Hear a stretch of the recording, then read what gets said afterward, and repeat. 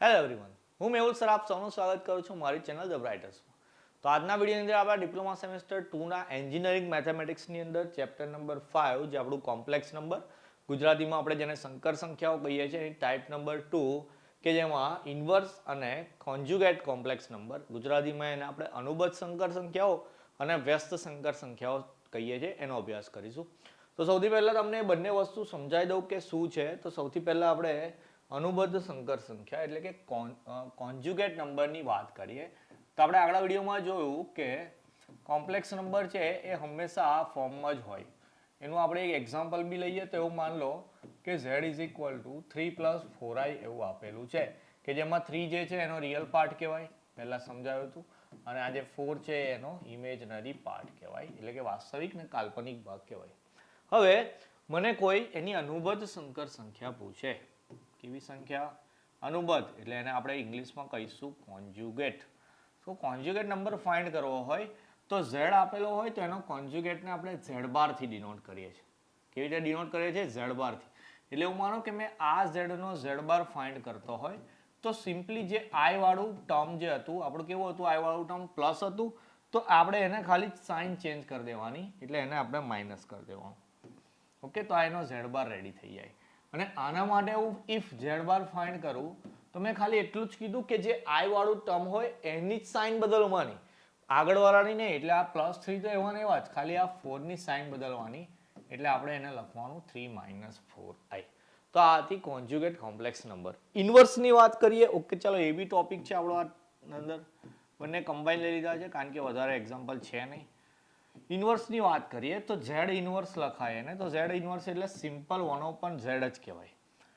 જેમ કે એવું માનો કે આના માટે હું લખવા માંગુ તો આવું થશે કે z inverse is equal to 1/3 + 4i. હવે આટલો આન્સર નથી. એક વસ્તુ આપણે આજે ખાસ સમજવાની છે. પહેલા ટોપિકની અંદર એ વસ્તુ નથી, પણ આજથી દરેક વિડીયોની અંદર આ ટોપિક આવશે કે કોમ્પ્લેક્સ નંબર આપેલો હોય તો છેદમાં એટલે કે ડિનોમિનેટરમાં i વાળું ટર્મ ના ચાલે. એટલે અહીંયા જેમ કે દેખો 1/3 + 4i છે, તો આ જે i વાળું ટર્મ છે એ નીચે ના ચાલે.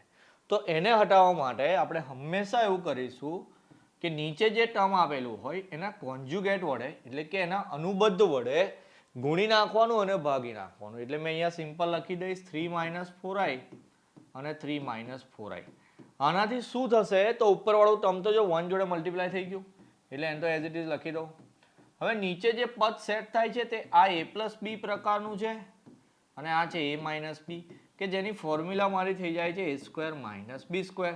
તો તમે દેખો a² એટલે 3નો વર્ગ, તો હું 9 લખું, પછી માઇનસ b² એટલે 4i², તો 4નો સ્ક્વેર કેટલો થઈ જાય? 16 થઈ જાય, અને i² થઈ જાય i². પહેલા ચેપ્ટર સ્ટાર્ટ કરી દીધું ત્યારે કીધું હતું કે i² ની વેલ્યુ -1 આવે તો હું i² ની જગ્યાએ -1 લખું તો નીચે આવું થઈ જશે 9 - 16 × -1. આ માઇનસ માઇનસ પ્લસ થઈ જશે, 16 ને 9 25, તો મારા છેદમાં 25 આવી જશે. તો જ્યાં નીચે i હતું તે આપણે હટાવી દીધું. તો આટલી વસ્તુ આપણે કરવાની આવશે આ ચેપ્ટરની અંદર. આગળ જેટલા બી ટોપિક આવશે એ દરેકમાં વસ્તુ યાદ રાખી લેવાનું કે નીચે i આવે એને હટાવવાનું, અને એ હટાવવા માટે એના કોન્જ્યુગેટ વડે ગુણવાના અને ભાગવાના. તો કોન્જ્યુગેટ શું છે એ તમને સમજાવી દીધું, એની સાથે જ તમને ઇન્વર્સ એટલે શીખવાડું છું કારણ કે એ જ કોન્જ્યુગેટનો ઉપયોગ આપણે અહીંયા કરીએ છીએ. વધારે ક્લિયર કરવા માટે દાખલા જોઈ લઈએ. સૌથી પહેલા કોન્જ્યુગેટ વાળા એક્ઝામ્પલ કેવા પૂછાય છે. તો find conjugate of given complex number, એટલે ગુજરાતીમાં એવું આપેલું છે કે નીચે આપેલી સંકર સંખ્યાઓના અનુબદ્ધ સંકર સંખ્યાઓ શોધો.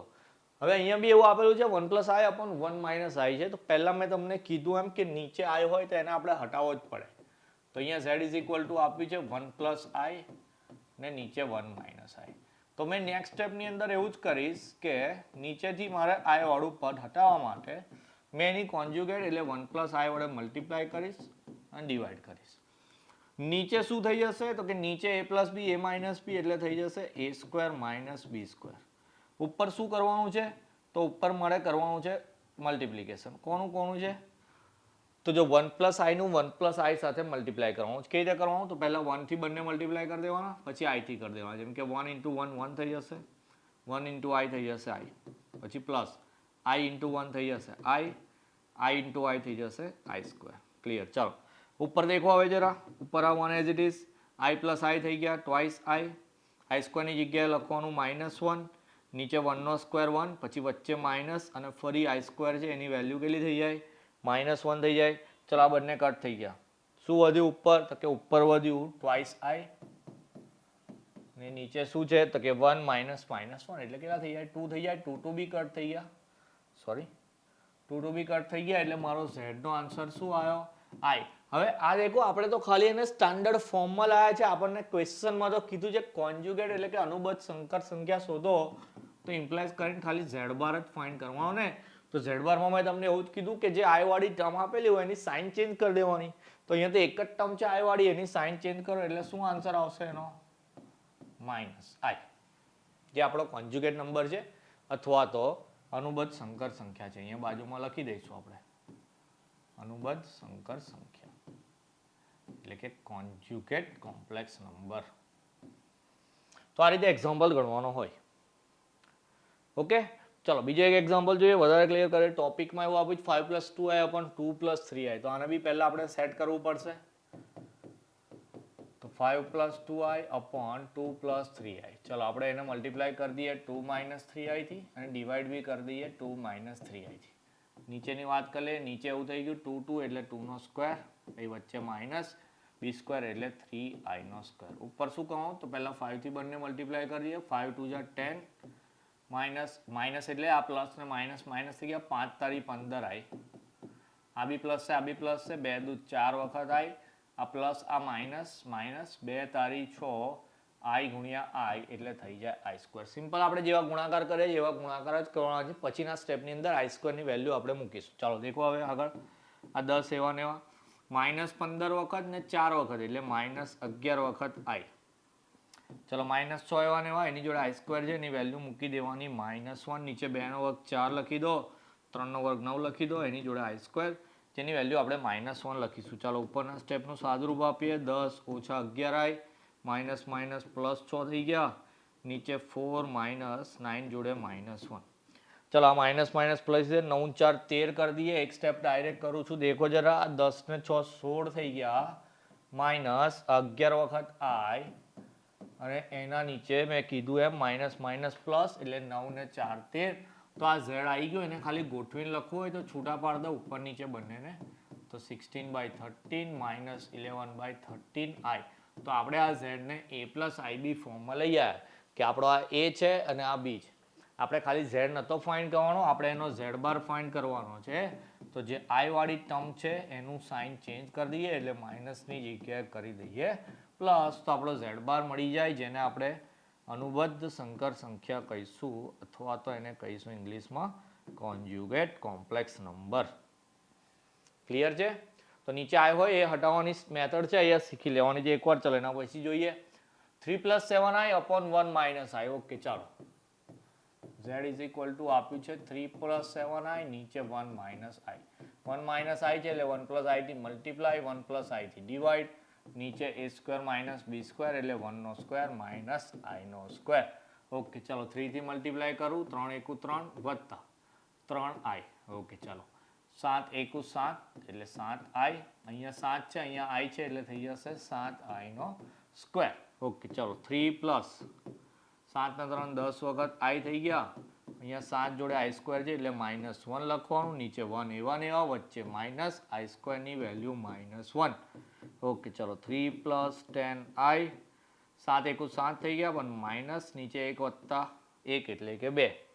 3 માંથી 7 જાય. ઓકે, ચલો 3 માંથી 7 જાય એટલે -4 વત્તા 10i. એના છેદમાં કેટલા છે? 2 છે, તો 2 ને છૂટા પાડ દઈએ તો લખાશે -4/2 પ્લસ 10/2 i. છેદ ઉડે એમ છે બંને જગ્યાએ. 2 દૂ 4, 2 × 5 = 10.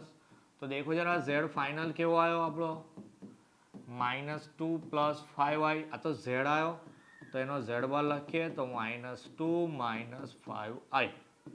ડન છે. ચાલો આને આપણે કોન્જ્યુગેટ અથવા તો અનુબદ્ધ સંકર સંખ્યા કહીએ. તો આ રીતે દાખલા ગણવાના છે. એના 2-3 હોમવર્કમાં આપીશ. ત્યાર પછી આપણે પહેલા શીખી લઈએ કે ઇન્વર્સ કેવી રીતે ફાઇન્ડ કરવાનું છે. ઇન્વર્સ એટલે કે વ્યસ્ત સંકર સંખ્યાઓ કેવી રીતે શોધવાની. તો સૌથી પહેલા કેવી રીતે લખીશું એની વાત કરી લઈએ. તો આપણે લખી દેવાનું કે પહેલા z શું આપેલો? તો z બરાબર આપ્યું છે 1 + i. તો આપણે લખીશું ઝેડ ઇનવર્સ એટલે ઉલટાઈ દેવાનું. જો 1/1 + i.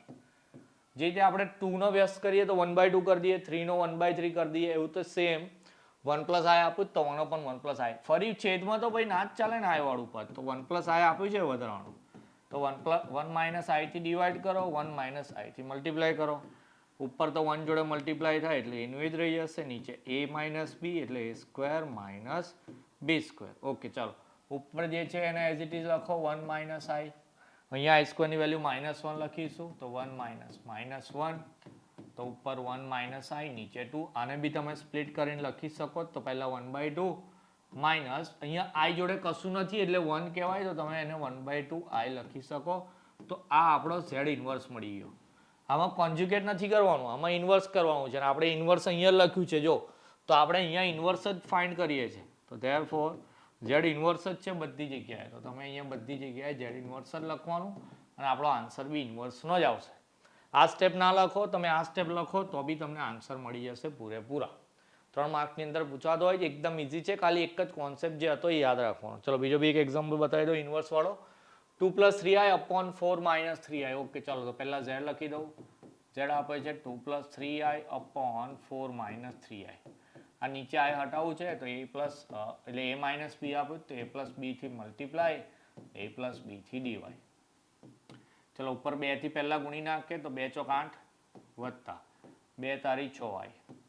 પછી 3 થી મલ્ટીપ્લાય કરીએ, 3 ચોક 12 વખત i, અને 3 તારી 9, આ બંનેમાં i છે એટલે i² થઈ જશે. નીચે a + b, a - b એટલે a² - b². ઓકે ચાલો, ઉપર 8 એવા ને એવા છે, 6 અને 12 એટલે 18 વખત i. અહીંયા i² ની વેલ્યુ -1 એટલે 9 જોડે -1, નીચે 4 નો વર્ગ 16 - 3 નો વર્ગ 9, એની જોડે i². ઓકે ચાલો, એક ભૂલ કરી દીધી હું, પહેલાથી જ ભૂલ થઈ ગઈ. દેખો જરા, આપણે તો ઇન્વર્સ ફાઇન્ડ કરીએ છીએ ને, તો પહેલા સ્ટેપમાં ઇન્વર્સ કરવાનું હતું, ઉતાવળ કરી નાખી મેં, કોન્જ્યુગેટ ગણવા લાગ્યો, પણ આપણે ઇન્વર્સ ફાઇન્ડ કરવાનું છે. કોઈ વાંધો નહીં, ચાલો ફરી. અહીંયા આપણને ઝેડ આપેલો છે 2 + 3i / 4 - 3i. તો મારે એનો ઇન્વર્સ ફાઇન્ડ કરવો હોય તો પહેલાં ઉલટાઈ દઈશ ને એને હું, તો 4 - 3i ઉપર, 2 + 3i નીચે, એટલે આપણે હવે મલ્ટીપ્લાય કરવાના છે 2 - 3i થી અને 2 - 3i. ચલો દેખો હવે ફરી એકવાર, 4 દુ 8, -4 તારી 12, -3 દુ 6, +3 તારી 9, એની જોડે i², નીચે 2 નો સ્ક્વેર -3i નો સ્ક્વેર. ઓકે ચલો, 8 એવા ને એવા, 12 ને 6 18 વખત i થઈ ગયા. પછી i² ની વેલ્યુ -1 લખવાની છે આપણે, નીચે 2 નો વર્ગ 4, -3 નો વર્ગ 9, ને i² એવા ને એવા. ચલો અહીંયા 8 - 9 થઈ જશે. એક સ્ટેપ ના કરવું હોય ડાયરેક્ટ, તો 8 - 18i, અને અહીંયા 9 × 9, નીચે 2 નો વર્ગ 4, - 9 જોડે i² ની વેલ્યુ -1 લખવાની. 8 માંથી 9 જાય એટલે -1, પેલા 18i એવા ને એવા, 9 × 4 13 થઈ ગયા. તો આપણો આન્સર આવી ગયો ઝેડ ઇન્વર્સનો. એને ગોઠવીને લખવું હોય તો તમે બંનેને છૂટા પાડ દો, -1/13 -18/13i. તો આપણો ઇન્વર્સ રેડી. ક્લિયર?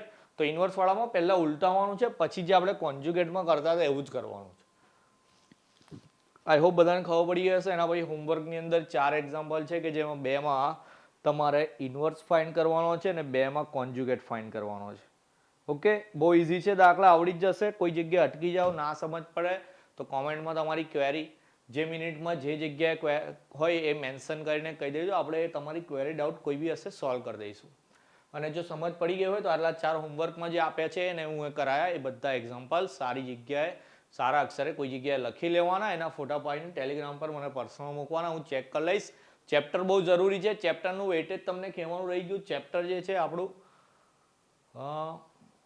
14 થી 15 માર્કનું ચેપ્ટર થશે ઓપ્શન સાથે ગણીએ તો. ઓકે, એક વિડીયો બનાવીશ કે જેમાં દરેક ચેપ્ટરનું વેટેજ કેટલું છે, શેમાંથી શું પૂછાશે, બધી વાત કરી લઈશું. પણ આ ચેપ્ટર આપણું બહુ ઇમ્પોર્ટન્ટ છે, સહેલું છે, એટલે બરાબર તૈયાર કરી દેવાનું. ટાઈપ 1 અપલોડ કરી છે, એકદમ સહેલી, 3 માર્કમાં પૂછાય એવી છે. આ બી 3 કે 4 માર્કમાં પૂછાશે, તો બંને ટાઈપ તૈયાર કરી દેવાની. નેક્સ્ટ વિડીયોની અંદર ટાઈપ નંબર 3 ચલાવીશું. ત્યાં સુધી તમારું ધ્યાન રાખશો. જય હિન્દ, જય ભારત.